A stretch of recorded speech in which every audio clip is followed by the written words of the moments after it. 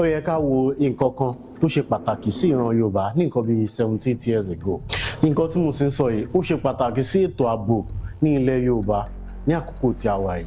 Àwọn ọmọ wa ò tiẹ̀ mọ̀ pé àwa náà lè sin màálù. Wọn ò mọ̀ pé Yorùbá náà ti sin màálù rí. A ní 700 cows nínú bí as far back as 1964.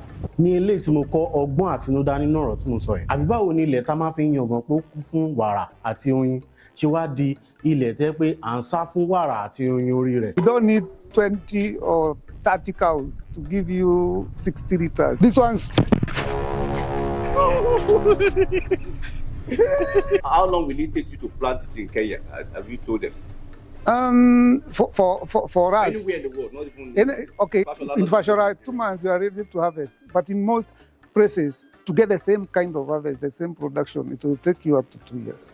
Nigeria in the next 15, 20 years should be having enough milk, fresh milk.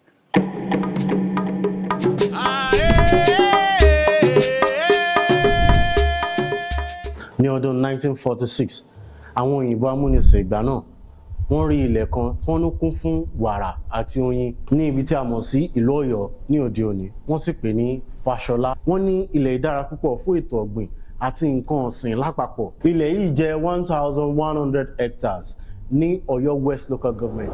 Ó jẹ́ ilẹ̀ tó wà láàrin òpópónà márosẹ̀ Ọ̀yọ́ sí Ìṣẹ̀yìn. Kí ló wá ṣẹlẹ̀ sí ilẹ̀ gangan? Àwọn nǹkan tí àjọ máa fi ọ̀rọ̀ jomitoro ọ̀rọ̀ nìyí lórí ìkànnì lẹ́nìí. Orúkọ tèmi sì ni Jọ Adétọ̀nà. Yorùbá pọ́nbélé ni wá. A máa ń rán ara wa létí ibi tá a ti ń bọ̀, ibi tá a dé àti ibi tá a ń lọ gẹ́gẹ́ bí ojúlówó Yorùbá. Kí ìtàn Yorùbá, àṣà Yorùbá àti èdè Yorùbá má bàa parun la fi dá ìkànnì sílẹ̀. Torí ẹ̀ la fi ń pè ní Abinibi. Tó bá sì jẹ́ ìgbà àkọ́kọ́ yín lélẹ̀, ẹ bá mi like fídíò yìí, ẹ subscribe sórí fídíò yìí, ẹ comment, ẹ jẹ́ ká mọ nǹkan tẹ́ ẹ rò nípa fídíò yìí ní ìparí fídíò náà. Ẹ jẹ́ kí n bẹ́ sínú ètò náà kí n sọ ìtàn kékeré nípa ibi tí wọ́n ń pè ní Fàṣọlá Agribusiness Industrial Hub ní òde òní. Hub. This is Abinibi Hub, Industrial Agribusiness Industrial Hub. Ok, ẹ jẹ́ kí n tẹ̀síwájú. Ní nǹkan bí ọdún 1960, gbogbo ènìyàn tó ń ṣe okòwò màálù ní orílẹ̀-èdè yìí ló mọ ibi tí wọ́n ń pè ní Fàṣọlá fún màálù tó péye. Bẹ́ẹ̀ sì ni ìjọba tó wà lóde ní ìgbà náà tó ń ṣe ìjọba Awólọ́wọ̀ ní Western Region, wọ́n ṣe ìwádìí sí wọ́n ṣe máa jẹ́ kí okòwò màálù máa dàgbà sí ní Fàṣọlá.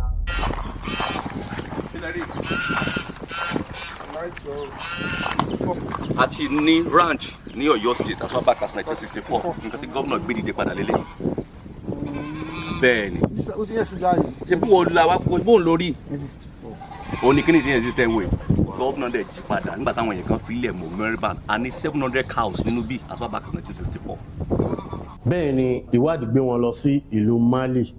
Wọ́n sì lọ kó àwọn ẹ̀yà màálù kan wá tí a mọ̀ sí Indama. Àwọn ẹ̀yà màálù yìí ò kì í kú pípípípí bíi ti apá àríwá orílẹ̀-èdè Nàìjíríà. Torí wọ́n sọ pé nígbà yẹn wọ́n ní a ní problem ní South Western Nigeria, Western Region ọgbà náà tí wọ́n ń pè ní trypanosomiasis tó máa ń fa àwọn màálù. Fàṣọlá Farms náà la ṣe wà. So ẹ jẹ́ kí n kọ̀ fún yín around everything ṣe ń lọ níbí báyìí. Ọ̀rẹ́ pàkọ́ pọ̀ wá.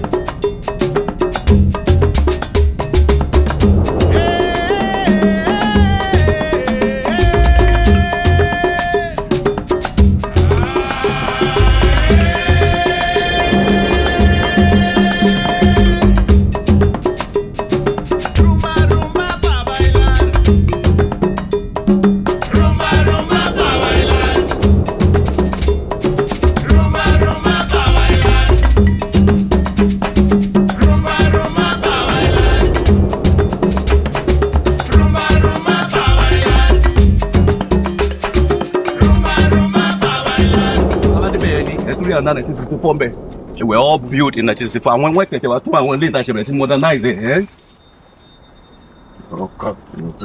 tó ẹ̀kẹ́ kó àgbo àwọn káà àwọn ọmọ tó ń bí lélẹ̀ ẹ̀kẹ́ bí wọn lélẹ̀ ẹ̀kẹ́ bí wọn báyìí ní wọ́n ti ń bí mọ́nú bí ẹ̀dẹ̀ pàwọ́ táàgì gbogbo tiwa tó ṣe bí lè tó fi rìn gbòòrò. Milk táwọn ilé iṣẹ́ ń sìn according to what I heard they are doing 7-8 litres per màlúù kan. Normally iye tá a máa ń ṣe is 2 litres. So Fashola has brought in a new approach with 8 to 9 litres compared to 2 litres. So normal nǹkan táwọn tó ń rìn káàkiri yẹn tó máa ń ṣe is 2 litres. Àwọn lè ṣe 8 litres 7 litres. láàrin ìgbà tí mo sọ fún yín Fashola di gbajúgbajà fún ibi tí a mọ̀ sí western region nígbà náà tá a sì mọ̀ sí south west Nigeria ní òde òní. Láti Fashola àwọn màálù tí wọ́n bá sìn ní Fashola àwọn yẹn ni wọ́n bẹ̀rẹ̀ sí ní tà. So this one's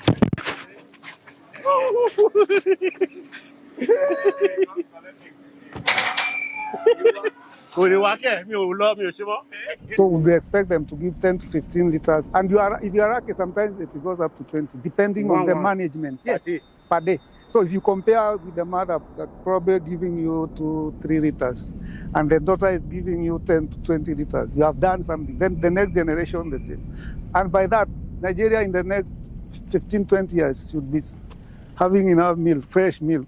ṣé wàá rí àwọn yẹn ní wọ́n bẹ̀rẹ̀ sí distribute lọ sí àwọn bíi ranch tó wà ní Ìkòròdú, ranch tó wà ní Olódò Ọba àti ranch tó wà ní Ọ̀dẹ́dá, ranch tó wà ní Oníṣẹ́rẹ́.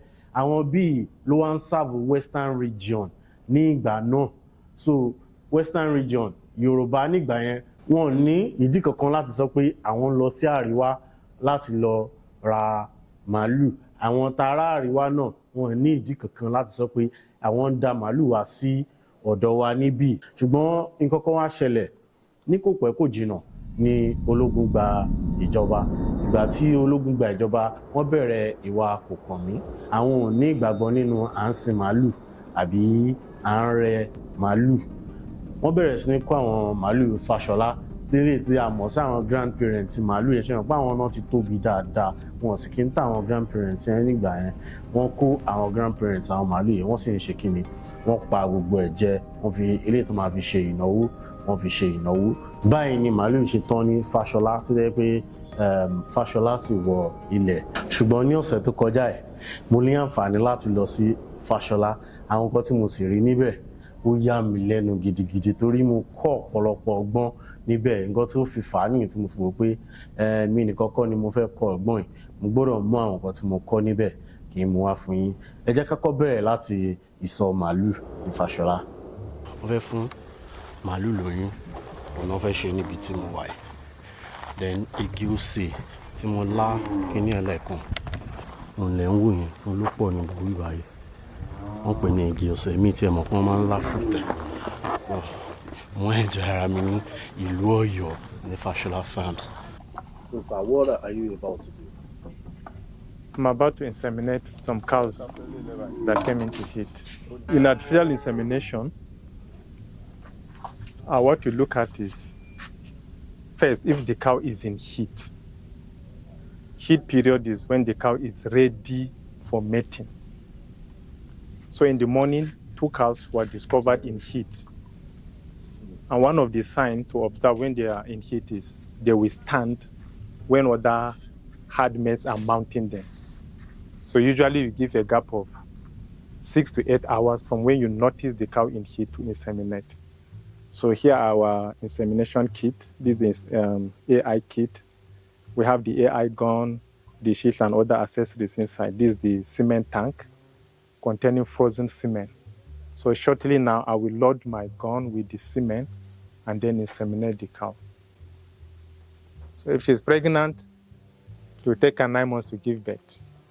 So after giving birth, you milk her. If she's a milking cow, you keep milking her for 7 months. Then you dry her, you raise her for 2 months. She will give birth, and then she will come into heat again. You inseminate or you allow a bull to climb her naturally. So àwọn kan tó ń harvest yìí àwọn mélòó tún ti ń wù òbí tó ti harvest wọlé. So this is not ordinary grass. No, owó ló ń wẹ̀. Mo lè gbọ́ oúnjẹ kan ju bag of rice lọ. Ordinary grass. Kò sí pẹ̀lú. Ordinary grass kẹ́ tó ń wò lọ yìí. Kì í ṣe bí nìkan ló wà, ó wà débi omi. Why can't we just, I mean, can plant it? So that is why you should say thank you to Governor Makinde for now bringing this back. Why can't we hear Ghana problem? Because this is the reason for the crisis. That ní lórí pé wọ́n màálù jẹ oko, màálù pààyàn, màálù gbogbo kí n tó wò yìí, tábàdé bẹ́ẹ̀ ni ẹ̀ tún rí àná 1964 bẹ́ẹ̀. ṣé wàá rí i pé Fáṣọlá ti di àrà tuntun bẹ́ẹ̀ ni ó sì ti jí padà. Sórí gbogbo ibi tó wò yìí, àgbàdo ló wà gbogbo bí gbogbo ẹ̀yin tó wò yìí, àgbàdo ni wà bá dọ̀hún yẹn nígbà tí wọ́n fi máa padà wá. Àwọn màálù mi tún lélẹ̀. This is Friesland campaigner. Oko wọn tí wọ́n àwọn ni wọ́n ṣe picnic tẹ́ mu okay àti crown milk. So oko wọn rè wọn ló lọ yìí. Dọ̀hún yẹn ẹ rí pé kí ni security station tá a ṣe síbì. Tẹ́ bá wò dáadáa ẹ ti rí mi lọ́rùn. Lọ́sàlẹ̀ lọ́rùn bẹ́ẹ̀. Oko ló lọ dọ̀hún yẹn àgbàdo ló lọ dé gbogbo bẹ̀ wọ̀nyẹn. Nígbà tí wọ́n fi máa padà wá again. Now this is it's from Kenya. It will tell you a little bit about Friesland campaign, but come and look at the A's first. ṣé mọ̀ pé mo sọ ní ìbẹ̀rẹ̀ fídíò yìí pé ilẹ̀ tó kún fún wàrà àti oyin ni àwọn òyìnbó tó kọ́kọ́ discover ní 1946 ni wọ́n pè bẹ̀. Nǹkan kan wà tó wá yà mí lẹ́nu nígbà tí mo débẹ̀. Oúnjẹ kan wà tí àwọn màálù máa ń jẹ, mi rántí orúkọ oúnjẹ yẹn báyìí bọ̀ máa kọ síbì kan nínú fídíò yìí. Ṣé rí oúnjẹ yìí ó le láti gbìn, ó le gidigidi láti gbìn. Kódà àwọn tó ń ní oúnjẹ yìí gangan orílẹ̀-èdè Netherlands ni wọ́n ti wá, ṣùgbọ́n ẹ̀ka wọn kan wà ní South Africa. Ibẹ̀ ni wọ́n ti máa ń distribute oúnjẹ fún ilẹ̀ adúláwọ̀ lápapọ̀. Ṣùgbọ́n nǹkan tó wá yà mí lẹ́nu nípa Fáṣọlá ni pé ní àwọn ibi tó kù tí wọ́n ti máa ń gbin kínní, ó máa ń gbà wọ́n ní ọdún méjì kí kínní yẹn tó wù. Tó bá wù tán ní ọdún méjì, wọ́n wá ní àǹfààní láti máa gé ní ẹ̀ẹ̀mejì ní ọdọọdún. Ṣùgbọ́n ní Fáṣọlá kò rí bẹ́ẹ̀ o. Nǹkan tó máa ń gbà wọ́n ní ọdún méjì ní ibi tó kù, ó máa ń gbà wọ́n ní oṣù méjì péré la máa ń gbà láti wù ní Fáṣọlá. Bẹ́ẹ̀ sì ni wọ́n lè gé lẹ́ẹ̀márùn lọ́dún. Ṣé ti rí pé ilẹ̀ tó kún fún wàrà àti oyin ní Fáṣọlá lóòótọ́. Tí wọ́n náà fi ń fún àwọn màálù wọn lóúnjẹ, bí náà ti gbé gbogbo ẹ̀ ní tẹ́ ń wò yìí. Àwọn màálù lè dẹ̀ ń wò yìí. A lè wo kó wọn lọ wo everything. So also ask him question. Him indicate feel very well. I mean, it's done. The only part mo fẹ́ fi hàn yín nínú fídíò yìí òun ni ètò agriculture tí a mọ̀ sí màálù. Tẹ́ bá wo gbogbo bíbí tí mo wà yìí, màálù lẹ́ ń wò lọ káàkiri yẹn. Màálù lẹ́ ń wò lọ káàkiri yẹn. Ẹ jẹ́ kí n padà ká máa tẹ̀síwájú nínú ìrìn àjò wa náà fún tèmi.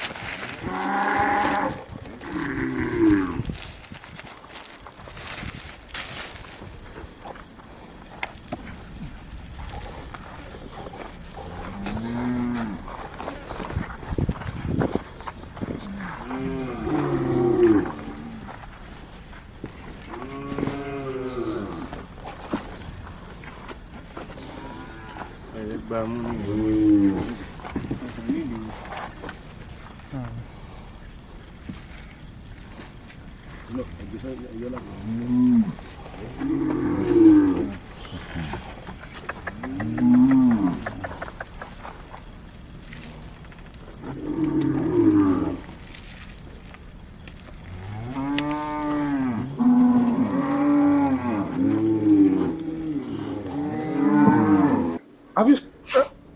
When did you harvest this? This for this year. This year, January, February. January, February. Yeah. Okay, so this would last then till the rainy season, have you? Yes, it's a real. So, but you don't sell? No, right now we are not selling. It's for our own consumption. But that's the plan for the future.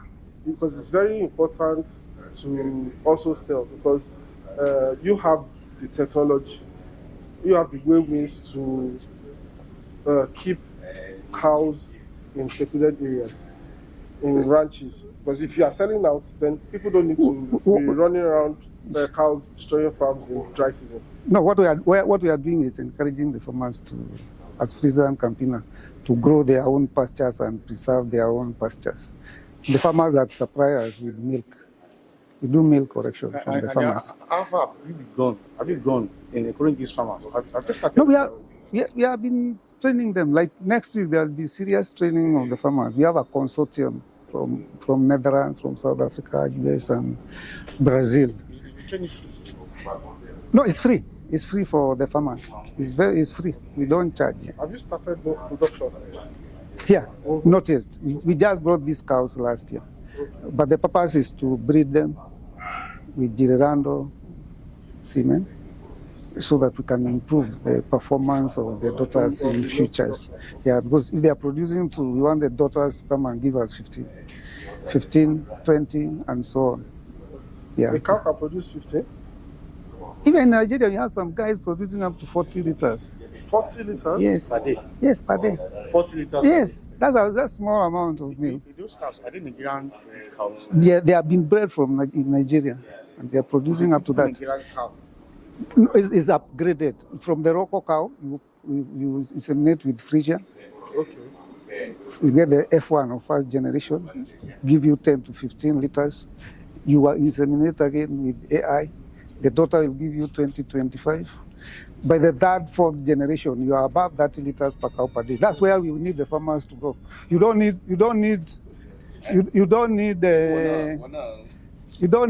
20 or 30 cows to give you 60 liters. You need 3 cows to give you 60 liters. Before we go, Yes, sir.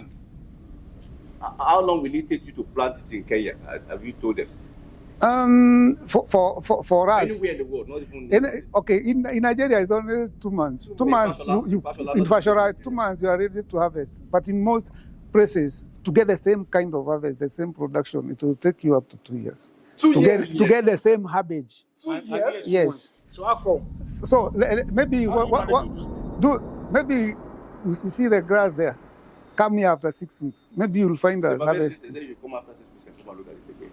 Why is it that The right location, yes. the location, the land is fertile, quite a lot. You know, there's enough water and heat, so it's very conducive for.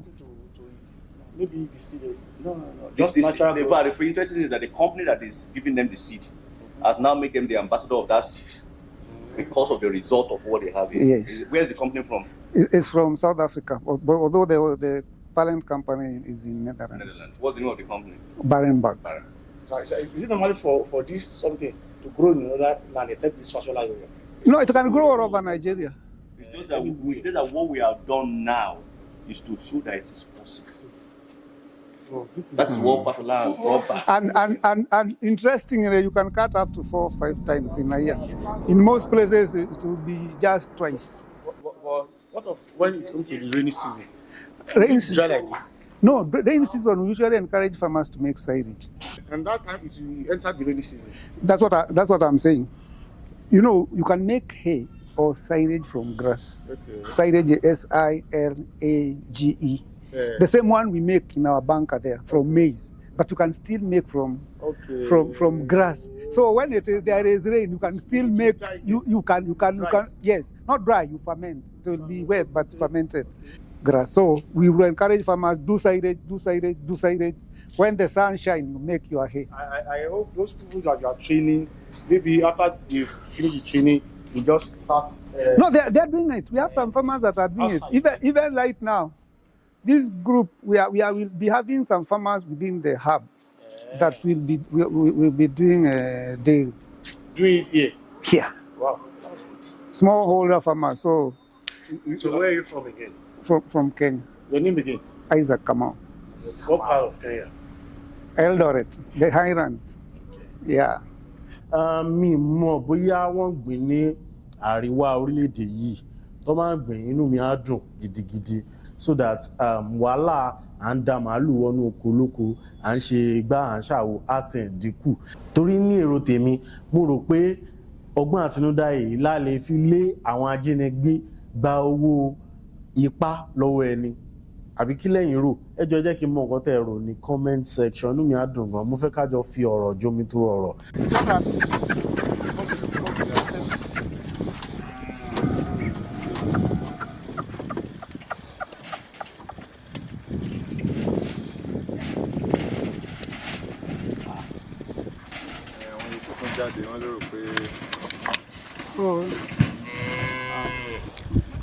So cow number 044 will give birth to a female named Joe.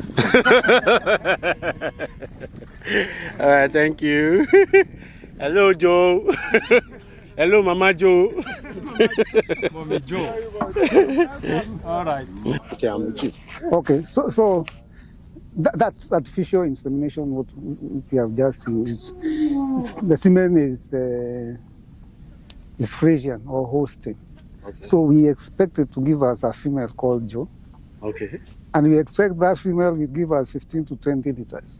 Per day. Yes, because the potential, if you go back to the father of Joe now, they are producing up to 60 liters per day. Right So now? the father, the daughters, father, you know, okay. the performances of the bull from the production of their daughters, or from the performance of their daughters. Okay. So we expect that daughter to at least 20 liters. give us 20 liters. We usually say if the bull potential is 60, it will contribute half of the genes, which is 30 liters.